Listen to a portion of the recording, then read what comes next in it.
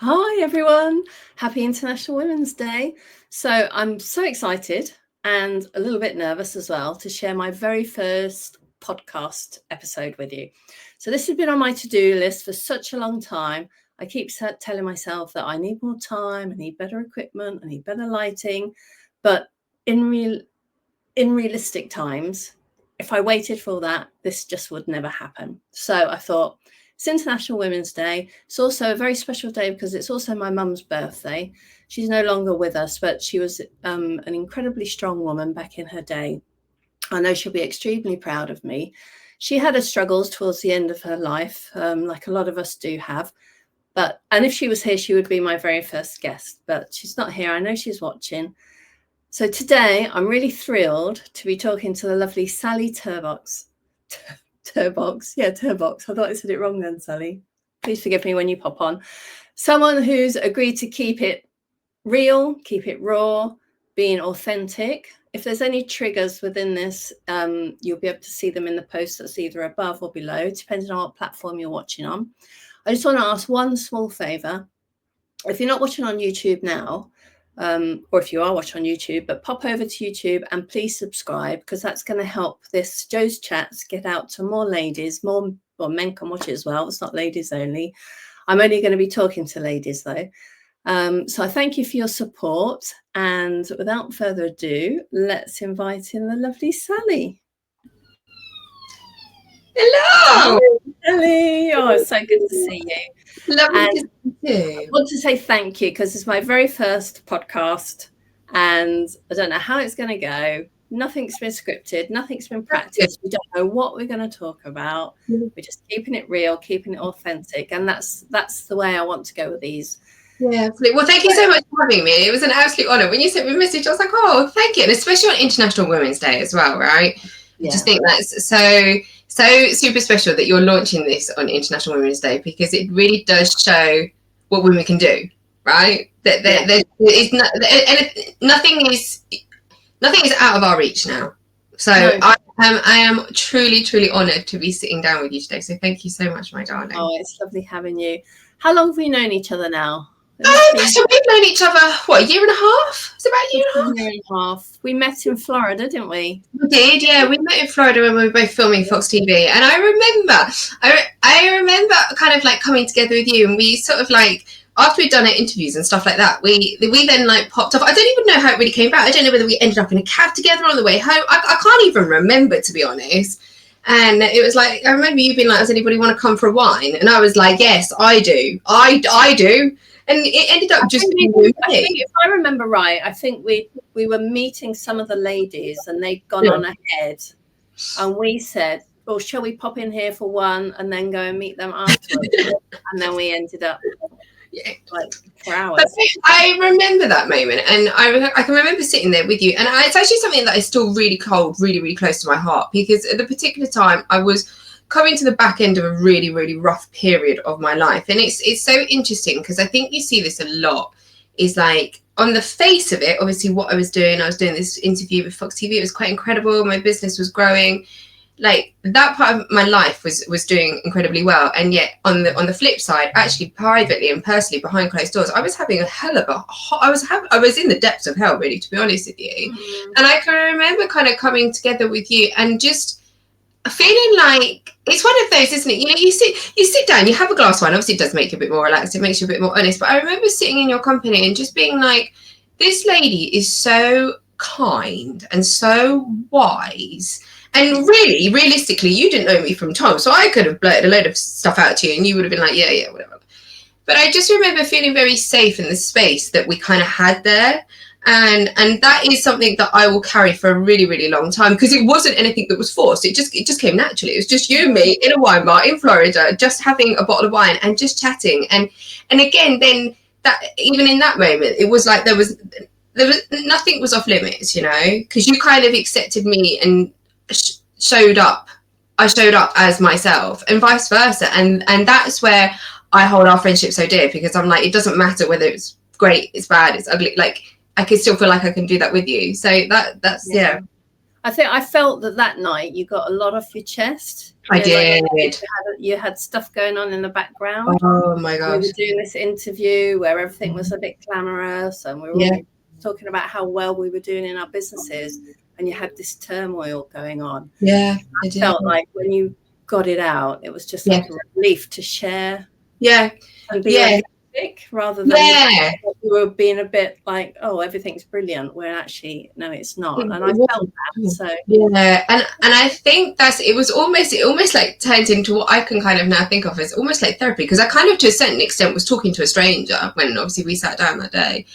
And I think so it was so much easier, but I kind of equally knew at the same time, I was like, if this woman's in the coaching world and she's passionate about her business, and I'd obviously seen you throughout the day as well, and I was like, she shows up very authentically as herself. So I kind of felt safe instantly, do you know what I mean? To be able to sit there and share with you some of the real deep pain that I was going through. So yeah, it was an incredible moment. And I'm a lot older than you, and I've been around the block a few times, so I could relate to a lot of the things that you were saying. Absolutely, and that was it, wasn't it? It was a time to speak, and also wisdom and knowledge and understanding, and you've obviously been through certain things in your life as well. So being able to bring that to the table to someone like me was just invaluable. It was beautiful. And how are you now with that situation? I'm good. Yes, I'm in a really, really good space actually at the moment. So obviously, for anybody who doesn't know, I myself and my ex-partner, we broke up. It'll be about 2 years ago now, just under 2 years ago. We'd been together. He was with you in Florida, wasn't he? And I think that might have started the conversation, because you said, no, I want to get away, it's driving me crazy. I was like, oh, is it not right between you? And I think that's exactly what happened. So we'd broken up. Unfortunately, he had kind of found someone else, and I think there'd been various other people without my kind of knowing, but then afterwards obviously it came out in the wash. But I think the reason I was in such a particularly dark place when we met was because there was a lot of other emotion going on with it as well. It's one of those things, I think sometimes it's so tricky, when you're in a relationship and you invest so much time and energy into something. Like 16 years is a hell of a long time, had a child together, had a house together, and on paper you want it all to work, right? It's like, this is the logical thing is for this to work, and we sort this out and things like that. But because there was someone else involved from his side, it got I think on reflection he had a lot going on. But I think I was very upset because he hadn't talked to me about it, as opposed to talking to me and working as a team and in a relationship kind of setting. He'd kind of got solace in someone else, and that in itself was extremely painful. But I think also at the same time, the summer before we met, it had got that bad. It got very abusive, very emotionally abusive. And very, very toxic. He displayed massive traits of narcissism. And I remember talking to my friends about it, because the thing is, in these situations, when you're so caught up in something, you can't kind of see the wood for the trees. Don't see it yourself. You can't, no. And you get to a point where you kind of think, I'm the one that's going crazy. Like, there's something wrong with me, But I can remember talking to my friends about it, various friends and things like that, that obviously were watching me go through this period of my life, and obviously quite worried about me, because it got very narcissistic, very, very toxic, very abusive. And the amount of gaslighting and things like that I took was just horrible. It was so painful that I think the knock-on effect that it kind of had in my life, because obviously at this point I'm still trying to run my coaching businesses, show up for my clients. I had a 5-year-old then, a 4-5-year-old, so trying to show up for her as well. And obviously I think because of all the work I've done on myself and the qualifications I've got, being so aware that the way I was acting around my daughter, I knew was affecting her, like having a huge effect on her. And I was so scared of this effect that it was going to have on her long term, but equally at the same time desperately feeling like I'm trying to save a sinking ship that was sinking, but trying to save it anyway. Obviously trying to show up in business and show up in personal relationships. My family didn't really find out about anything until it had finally finished, because I couldn't talk to it, I couldn't process it all. Yeah, and it got really, really dark. Like, I can remember going to the doctor because I wasn't sleeping either. I wasn't eating properly. You know, there's just so much going on. And I remember going to the doctor and when things like that in your life, it affects everything, and then it's like a spiral down, really. Then isn't it? It literally is. It affects everything, and I think there's only so long you can kind of hide it, and then and then people start to catch on to something's not right here. I remember going to the doctor because I wasn't sleeping. I was kind of surviving on about an hour's sleep a night, and obviously that we both know that plays with your mental state as well. So when you've got a big situation going on, you've got a lack of sleep, probably not, I wasn't eating properly, I wasn't exercising because I didn't have the physical energy. So it's this like kind of loop that you start going in. And I remember worse, a bad situation, even worse when you're not getting enough sleep, so then you're not mentally being able to handle it at the same time. So so it was, I remember going to the doctor, and obviously I think at that point I was so desperate. I was so desperate because it had started to affect my mind and the way I thought. So I remember kind of putting my coaching business on hold for a bit because I was like, I can't show up for my clients. Like I can't show up for myself. Like I can't even show up for my daughter at the moment. And they obviously tried to put me on like anti-anxiety tablets and antidepressants and stuff like that. And they said that they were going to start me with therapy and things like that. And I remember going through the assessment of therapy. This is how dark it got. I remember going through the assessment of therapy. And by that point, I was suicidal. I was very much on the brink. And I remember you had to go through this assessment before you started the therapy process. And I remember at the end of the assessment, the woman turned around to me. She was like, "You're too far gone. I can't help you." And I was, and I was like, but, and they obviously ask you all these series of questions of like, you know, do you ever have suicidal thoughts? Do you ever, and because I was in such a dark place, and I do think as well, the sleep deprivation had a massive impact on me, because that's originally why I went to the doctor, because I was like, I just want to sleep. I feel like if I sleep, I can start to feel a bit better, and then I can start to think straight. And they don't want to put you on sleep medication. So so it was. If someone turns around and says you're too far gone, what happens then? That's outrageous. It was like, no, you're too far. Yeah, they said, the woman. Yeah, she said to me. I remember it to this day. I was standing in my back garden when my friend was looking after my daughter downstairs, and I just walked in and I was like, they can't help me. And she was like, "What are you talking about? They can't help you." And I was like, she said, "I'm too far gone. That's it." And she was just like, even now when I think about it, I'm like, so no referral, no nothing. She just sent you home. They literally sent me home. She said, "I will speak to your doctor again. We'll put you on antipsychosis tablets." And I just remember thinking at the time, I don't want any of this. Like, I don't want the suicidal thoughts. I don't want to go through with these things that are going through in my head. I don't want to be in this situation that I was with my ex-partner. I don't want to be like I have a real strong belief that like modern medicine is really important when you really need it. Like when you're in that darker state, then modern medicine is the thing that can just start to get you somewhere else, you know. But equally at the same time, I know, because of all the training I've done, that the mindset is just as important. So actually the holistical and the medicine together can work really, really well. Yeah, absolutely. She was like, "What do you mean they can't help me?" And I said, "No, they just can't help me." And I think it was at that point I really, really hit the wall. And I remember just thinking to myself, like, I don't know what to do anymore. Like I am completely lost. I'm completely stuck. So the first thing that I did was put myself into private therapy, because I think I'd got to a point where I was like, I can't show up for anyone. I can't even show up for myself. And I knew how much of an effect it was having on Willow.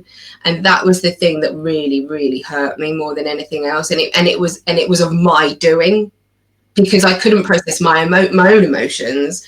So I couldn't process her emotions. Yeah. So, and I think that was sort of like the June, July time that I then put myself in really intensive therapy. Because I think I had actually a really interesting conversation with one of my coaches a little while ago. And I said to her, "This is why I'm such an advocate of people like yourself and other coaches and coaches in the industry, because I actually, and I still believe this wholeheartedly to this day, I believe that if I because I'd obviously been studying mindset and coaching for a long time prior to obviously all this happening, for about a good 6-7 years. If I hadn't have had that basis, then I don't think I would be here today. Yeah, you probably and yeah, an awful thought, because your training was at the back of your head, and you, yes, so you knew. And this is exactly, and this is when I was having a conversation with my coach, I said, this is why I wholeheartedly believe like what coaches are in this industry are doing is so important, because actually when I was working with my private one-to-one coach, I had done a program with her, like a group program, many years ago, and I said to her, what you don't understand is actually the things that you were teaching in that group program, because the group program was big, you probably didn't even know me. You didn't even know my name. Like, you didn't recognize me from anyone. But actually, if you hadn't have started to give that foundation, then I don't know where I would have been. Yeah. And that's why I'm such an advocate of coaching, but I'm also an advocate of women supporting other women. Because sometimes actually you don't even realize you're doing it when we're doing it in these bigger environments, or when we're doing it like on these live chats or anything like that, that actually you're potentially having a real positive impact in someone's life. And it might not even be on that particular day. It might be something you say and then it kind of crops up for them later on. It could be just one sentence that you say that another woman's going to hear and go, oh, okay. That's what I need. That's what I need to do. Yeah, that's how I need to think. That's how I need to feel. So when did this all happen? Before you came to Florida? Yes, right? It did. Yeah. So why was Reese with you in Florida? I think at that point I was still very much in the thick of it, if that makes sense, because these things do take a while to kind of play out. And I still think at that particular time, actually, I actually think he was too frightened, because he believed that I would go with someone else. Oh, really? So it was like a control thing. Has he always been that way? Has he always been possessive? Yeah, he's always been. Well, no, he hasn't always been like that. It's only over the last, I guess, like couple of years of relationship, he got quite like that. So I always found that quite interesting. But I think the thing that I kind of reflect on now is when I look at like that part of myself that obviously, yeah, was in Florida, but also at the back end of like I was getting in a better place when we were in Florida, but I wasn't anywhere like I am now. I think it's on reflection, you kind of think to yourself like, actually, sometimes we outgrow situations or relationships, and it's not until we really have our back up against the wall that we actually end up realizing that.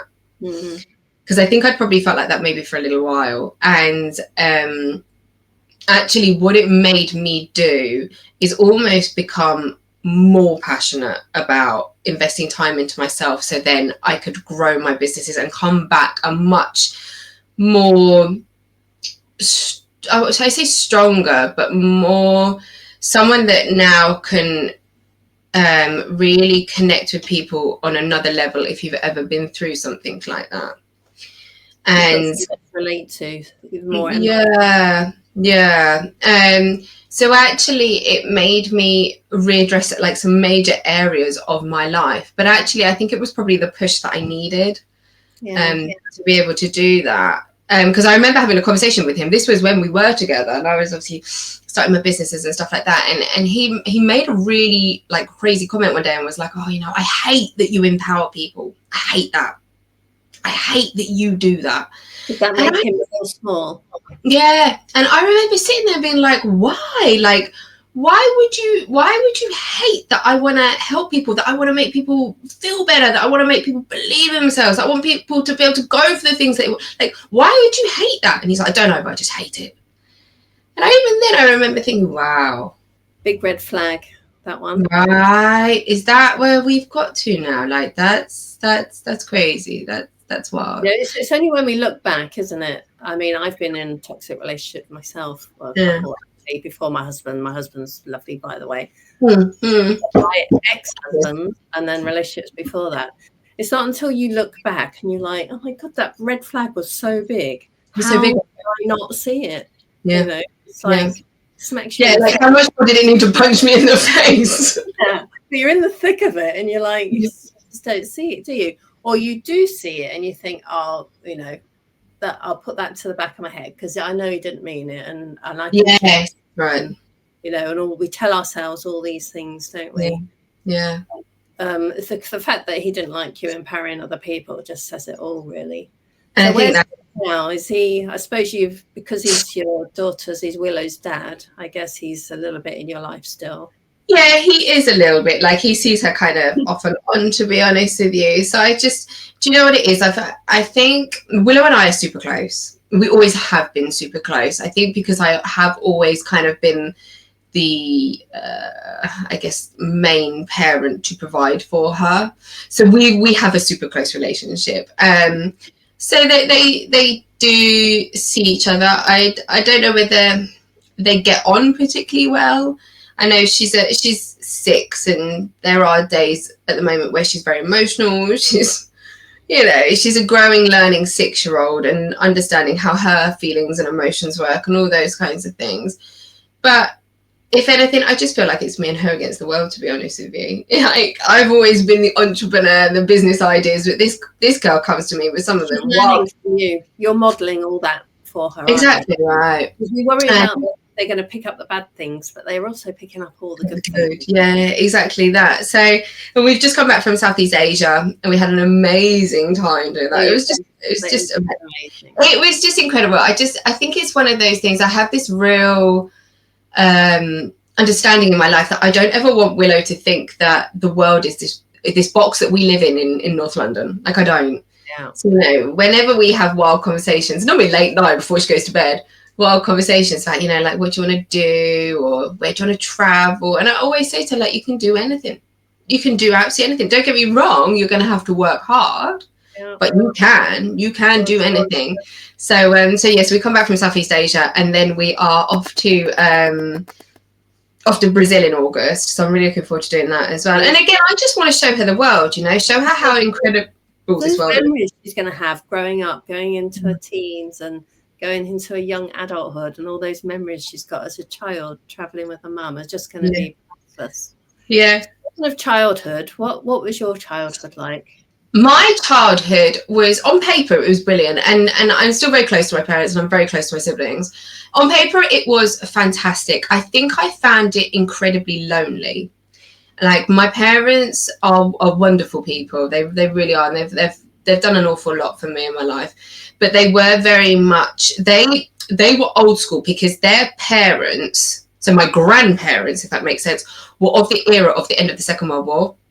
Right. So I do think that my parents probably didn't have, I guess, that nurturing side to them, if that made sense. Mm-hmm. So I did feel like my parents weren't particularly nurturing towards me. It was only like so many years ago that I kind of worked it all out. I was like, this makes so much sense. Mm-hmm. Because I think back when my grandparents were alive, there were very much topics you didn't talk about. You didn't show a lot of affection to your kids. It was much more like that. It was a lot colder. Whereas I think, you know, not heard. Absolutely right. Yeah. And I think that probably did play a massive part coming down towards me. And the other thing was, there's big age gaps between me and my siblings. So, like, for instance, my oldest sister, she's 10 years older than me. We're now actually super close, and I talk to her about absolutely everything. And my parents both had quite demanding jobs as well. So my dad, we didn't see loads of. My mum had a very demanding job in a school as a teacher. Why was that gap there? Did you come by accident later on? Oh, how rude. I was the one, darling. No. Like, later on in life, they go, oh, uh-oh. No, do you know what? I think my mum at some point had a miscarriage. I don't know whether it's so there's me, then there's another sister who's 7 years older, and then there's another sister who's 10 years older. Okay. So I think there was a somewhere along the line, but I'm not 100% sure where it was. So childhood for me, and we grew up in a very, very small village in the middle of Hampshire, you know, very small as well. No like pavements, no street lamps, no And it was a lovely village. Like, don't get me wrong. I still sometimes drive through it now when I go and see friends and things. But it was a very British, middle class, white village. That's the only way I can describe it, to be honest with you. So everybody knows everybody's business. Middle and everyone. Oh, yeah. Oh, there you go. Church. I was brought up in a village very similar. There's a church in the middle, no shop, one tiny little pub. Yeah. The post office was the vicar's conservatory. Yes. House. There you go. Yes. This is exactly it. This is exactly it. And don't get me wrong. Now I look back on reflection, like, it was right in the deep countryside. So it was absolutely beautiful. And I'm very grateful that I grew up with that, because I think that's still, I can remember walking our dogs like on my own, you know, aged 8, 9, 10. Yeah. And I love the outside, and I love the countryside, and I love kind of the sound of birds singing and stuff. And I think that probably comes from my childhood, to be honest with you, because it did feel very, very safe. You were very safe. But I think off of the back of that, I felt very lonely as well. And because I went to, like, when I was in senior school, I went to a school in like another town that was a good, like, 25, 30 minutes away. So kind of making friends or keeping up with those sorts of friendships was really, really tricky, right? Because they were all in that town and you weren't. And I wasn't. Yeah. So I did find myself incredibly lonely and really, really struggling with sort of friendships and things like that. And also at those sort of teenage years, you have the pressures, don't you, of like your peers or what everyone else is doing. And if you're not really there, you kind of, it almost gives you, I guess I always wanted to find somewhere to fit in. Do you know what I mean? I always wanted to fit in. I was never the brightest button. I was not the sharpest tool. But then I wasn't the geeky one. I wasn't the sporty one. I did all of it, but I didn't do one of it really, really well. If that makes sense. So childhood for me was really, really tricky, and that massively took its toll on me in my teens, like hugely took its toll for me. I think because I wanted to feel this sense of belonging. I wanted to feel like I fitted in somewhere. You know, my siblings were older, they had left home, they were off to university or getting jobs or whatever. I didn't feel like this sense of belonging in my schooling life. So I didn't really know where I fit in. So I massively battled that for quite a few years. And that did come out in really, really bad ways. And I think it was, again, it's like a sense of control. You don't feel like you're in control of any of it. And for that, then. Well, for me, unfortunately, it resulted really badly. And I ended up developing a really bad eating disorder. Like, I was really, really poorly for a number of years. I suffered really badly with anorexia. And I think it was a sense of control. Like, I didn't feel like I fitted in anywhere. I didn't feel like I had control over anything. And at that age as well, where I was living, it wasn't like there were buses coming through. So it wasn't like I could jump on a bus and go and see my mates or anything. Like, if I needed to go anywhere, I had to rely on my parents. So it, again, took a massive, massive toll on me. And again, I got very, very poorly from it. You know, I think when you get that ill, because I suffered with it quite a few years, you know, I started to lose my hair, my fingernails, and everyone, when sometimes people look at those sorts of diseases, people think, oh, you know, it's because they want to be thin, that person wants to be thin or whatever, and actually it's not. A lot of the time it's a control thing. It's a mental thing as opposed to a physical thing. So it's the only thing that you felt that you had control over, yeah, was what you put in your body. Yeah. Is that right? Yeah. Did your parents notice something? Oh my God, yeah, like, of course, because I mean, when it got really, really bad, I mean, I'm not particularly short. I'm not tall. I think I'm about 5'3", about average height for a woman. But I think when it got really, really bad, I think I dropped to about 5 stone. There was nothing of me. There was absolutely, and then what age was that? Huh? What age was that? That was at 16. 16, 5 stone. Oh my word. Yeah. So it got really, really bad at that point, and I did ended up. I was then hospitalised, and yeah, put down that route. And interestingly, I obviously had this going on, and my older sister and my brother-in-law actually probably were the ones that really helped me more, because again, my mother wasn't a talker. She didn't want to talk. So she knew there was a problem, but she just thought sort of stupid, you know, like, I don't understand what you're doing. This is ridiculous. It was like that. Yeah. And interestingly, when I was kind of in this like 15, 16, 17 era, this lady who lived around the corner from me, she's I think she's like about 14 years older than me, 15 years older than me. She asked me to babysit for her once, and she had a little boy, and so I went around and I babysat, and thereafter I ended up babysitting for this family every single night on a Friday and Saturday.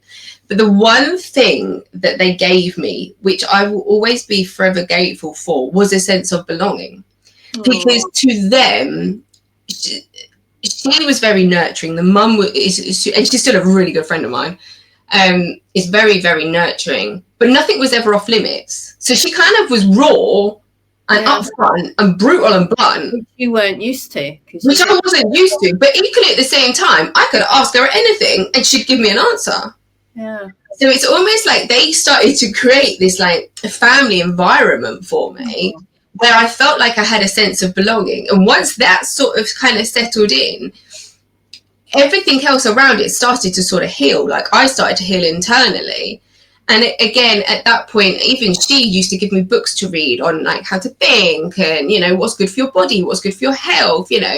And because I was seeing her twice a week because I was babysitting for her kids, she'd always be checking in on me, you know, what's going on, and that gave me this thing. Would you say? Yeah, 100%. Yeah.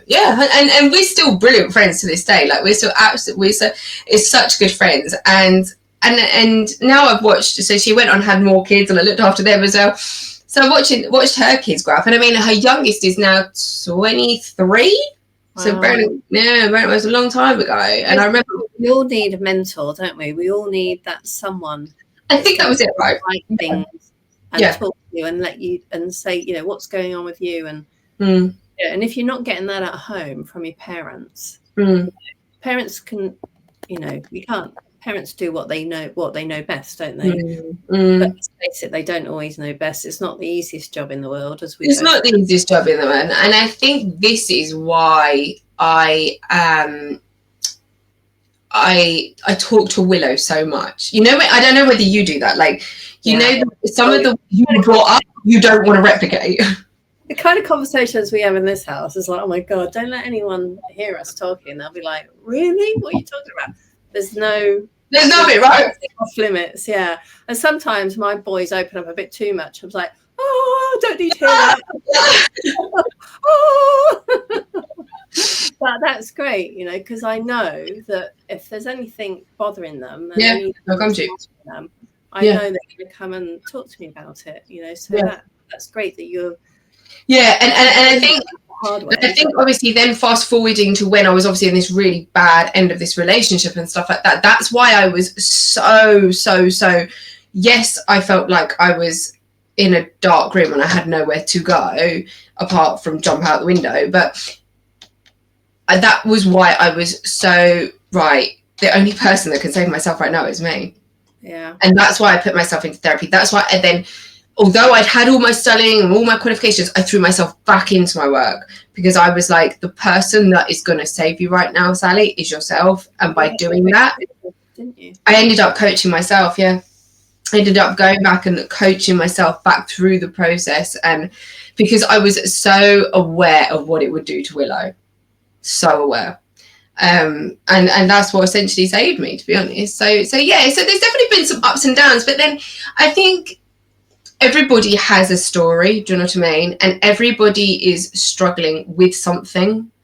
And I think everybody, to a certain degree, has a solution for someone else's problem, do you know what I mean?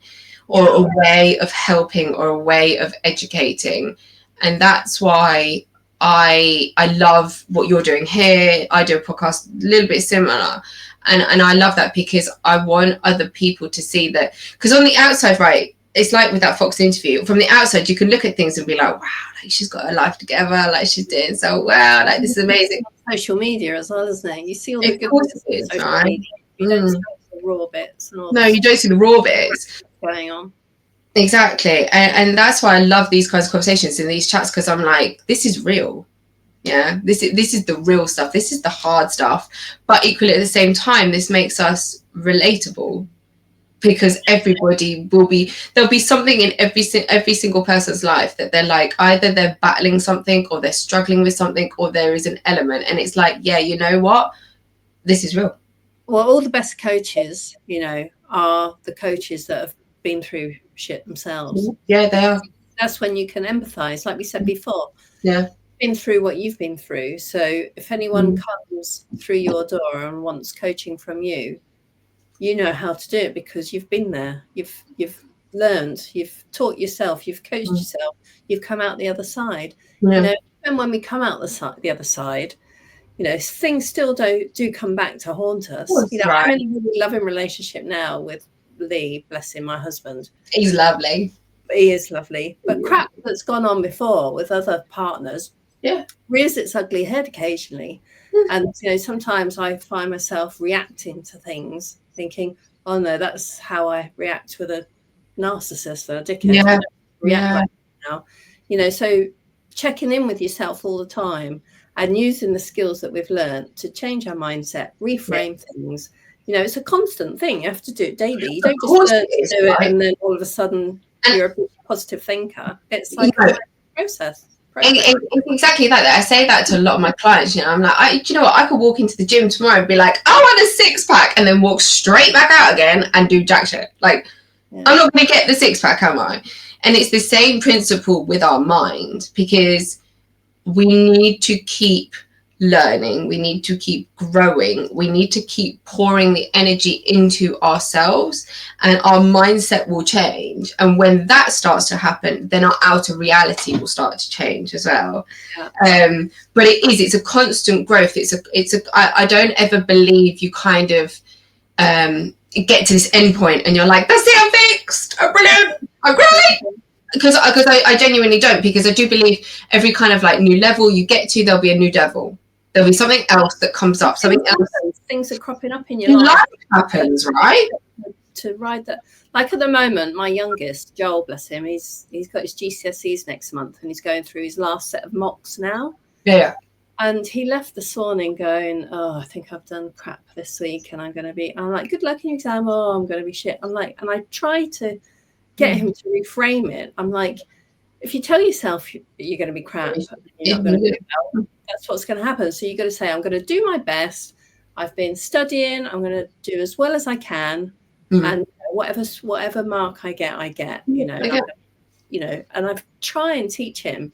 My eldest is much, he'll say something, he'll go, okay, and he'll try and believe it and walk off, whether he actually does or not. But my youngest, I really battle with him with saying negative, and I'm like, no, let's reframe that. And he looks at me and rolls his eyes. But, I'm trying. I'm hopefully over the years it will sink in, and you know, 100%. I honestly believe it will, because you know there's been like it happens to all of us. We'll cry at times, right? Willow does a lot of yoga. She's big into her yoga, and she does breath work at school. And it's amazing. The club that they offer is just fantastic. It's brilliant. And you know, if there's ever a time when she finds me upset or something like that, she'll say to me, Mummy, let's do some breath work. Let's do some affirmations. And bear in mind, she's 6. And don't get me wrong, it's not like I'm saying she's the most angelic child ever, because she's not. But she's aware, isn't she? But she's aware. Right. And then she came home from school the other day. She had a really crap day at school. I don't really know what had gone on. I tried to get to the bottom of it, but I couldn't. And I said to her, I said, well, what do I need to do right now to help you? What is it you need me to be or show up as? She said, I don't know, but I just want to be grateful. And I was like, cool, we can start there. We can start there. And then we literally just sat there and we were talking about our gratitudes and how grateful we are for the things that we have or that are around us or that we're together. And we literally just sat there and we ticked them off on our fingers. Like what? And I said, well, let's just start with 5. Let's just start with 5. Tell me 5 things that you're grateful for. Mummy, tell you 5 things that she's grateful for. So I think even that, so yeah, you sometimes think, oh my God, is this even going in? Like all this stuff. But actually, I think it really, really is. I know with Joel, he'll tell me something that's gone on with him maybe 3 weeks later. Yeah. He'll come out with something and I'll go, oh, was that when you were feeling? Is that yeah. And he wasn't ready to talk about it then. You know, he's processed it in his own way. He's dealt with it in his own way. He knows I'm there to talk to if he wants me to, or to listen. And then, but when he's ready, he comes back and we have a whole conversation about it.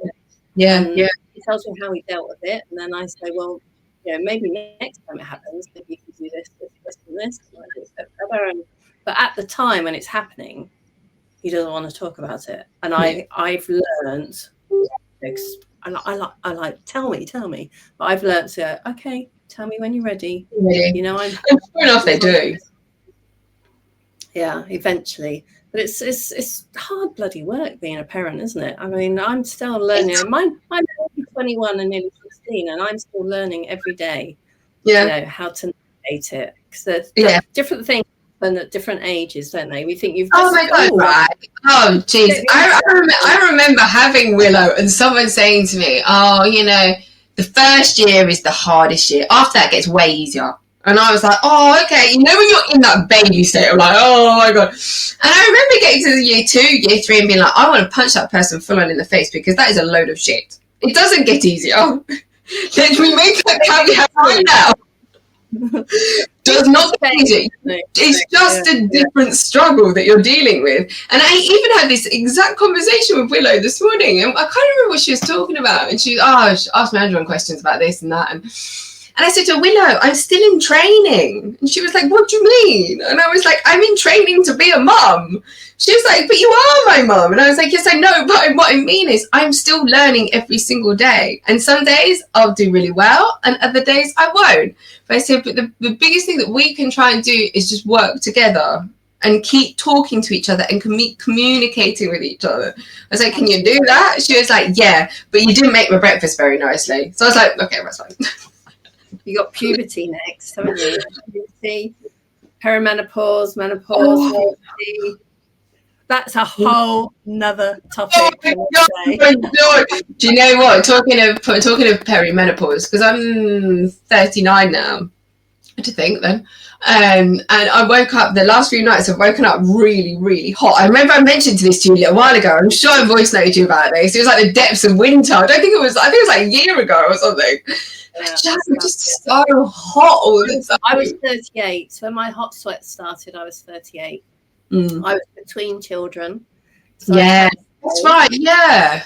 I hadn't yet fallen for Joel, and I was having all these hormone fluctuations, these hot sweats. I didn't know what perimenopause was at that time. And I thought I kind of knew instinctively it was my hormones, but because I just had a baby, I was still breastfeeding. I thought it was that, but it wasn't until later on I looked back. It was like, well, that was my perimenopause started between kids. That's why it took me so long to fall for Joel as well, because you can still but because your periods are all over the place. All over the place, yeah. So in hindsight, anyway, another conversation. The one thing I will say as well, like, and this is again kind of, I guess, going back to sort of like keeping the lines of communication open is, because we obviously had a chat and I did a podcast with you, which I put up on my socials, and this there was a couple of women that reached out to me, and this made me quite like, and they were like, thank you so much that you're talking about this in regards to menopause and perimenopause.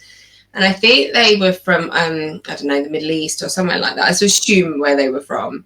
And they were saying, because from where we're from, it's still a massive, massive taboo to speak about. We don't speak about it. So they were like, we've actually just listened to your interview with Joe, like on our own quietly. They said, but now it's given us the ability to go and like follow her and join her. And again, I think that's what I was saying earlier in regards to, this is why I'm such a big fan of the coaching industry and people doing good in this world, because the ripple effect it has is so huge. You don't even realize it. I never expected to get that message from 2 women who I'd never spoken to in all my life. And you just think that ripple effect has been so big. And that's one of the positives of social media. I mean, social media has a lot of negatives, but one of the positives is reaching people like that. Yeah. if social media didn't exist, they'll be in their country with their exactly. You wouldn't know them from anyone, right? So I think, it's just why I'm such an advocate for coaching and people really trying to help each other, and especially women trying to inspire other women but support other women and create a safe space for those women to show up as themselves, right? And I do have that podcast where I was speaking to you about menopause on my YouTube channel as well. So if anyone goes to watch this, go and watch that as well, because it was really interesting and so much insight and useful takeaways from that as well, to be able to use, because essentially 50% of the population are going to go through menopause. Yeah, and a big percentage of those 50% will go through a sketchy one, where they need support. There's very few women that go through it easily. Some do. Some are lucky that they do, but the majority don't. And when they know that they're not alone and they know that there's things that they can do to make it a smoother ride, then it just feels so much better then.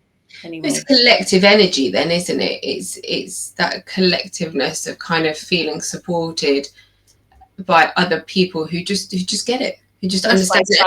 My perimenopause group, because once they enter the group and they're like, oh my god, there's 5,000 women in this group going through the same thing. It's me. It just helps straight away. You feel better straight away knowing that you're not alone and that you're not going crazy. Yeah, of course, right. When you start getting brain fog and feeling all these things and anxiety, you've never had anxiety in your life, and then all of a sudden you're anxious to leave the house. Like, what's wrong with me? That must just be the scariest feeling as well, because I've suffered with a degree of anxiety in my life, not to like a really severe scale, like when people have really severe anxiety, but I've definitely suffered anxiety at periods where I've been very anxious around certain things, or especially when I'm going through rough periods. So if you're a woman and you've never ever suffered with something like that, and then all of a sudden you find yourself up against something which can be as debilitating as that, especially when you're in the workplace, and normally you're quite high up as well. I mean, you can do any kind of work, but the ladies that are high up, usually on point, everyone, and then all of a sudden they can't remember anything, and they're feeling anxious about going to work. It's like it hits them with a bricks and like surprise. Terrible. But that is why what you're doing is so incredible. I'm such an advocate for it. I really, really am. And that's why then I voice note you. Oh, I'm sweating.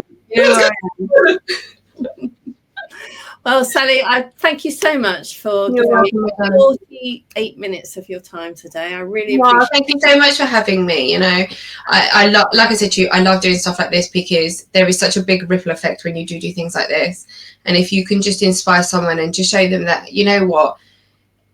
we've both had different stories, rough periods of our life, but we are still very much showing up for ourselves. We're showing up for our clients. We're showing up for the people that we want to support and help. Then I'm all for it. Thank you, my love. You take care. And I love you so much. Love you too. Take care, darling. Bye. Bye.